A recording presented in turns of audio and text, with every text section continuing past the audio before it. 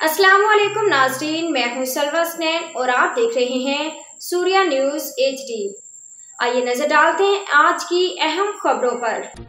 कराची मजीद update करते हैं। Bureau chief journalist Mohammad Farooq Bardu Qadri की रिपोर्ट के मुताबिक SSP मलेर काशिफ आफ्ताब अब्बासी के थाना कायदाबाद DSP ऑफिस में प्रेस कॉन्फ्रेंस। थाना कायदाबाद की हदूद में 6 साल बच्ची सदफ दख्तर नूरुल हमीद पर बोरी में बंद करके तशद्दुद करने का वाक़या। मलेर पुलिस ने मुलजिम जावेद वल मुमताज़ को फौरी गिरफ्तार करके तफ्तीश का आगाज़ कर दिया।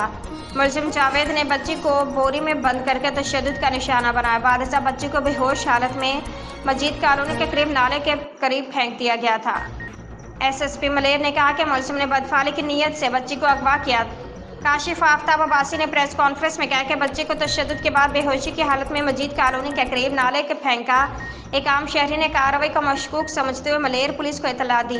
SSP मलेर ने कहा कि पुलिस ने 1 घंटे के कमतरीन अरसे में छापामार कार्रवाई करते मुलजिम को गिरफ्तार कर लिया।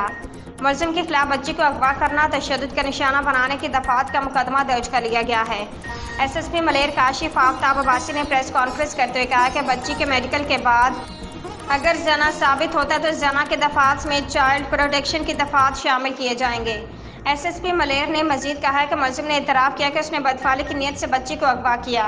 आज के लिए इतना ही। मजीद खबरों और अपडेट्स के लिए देखते रहिए सूर्या न्यूज़ HD।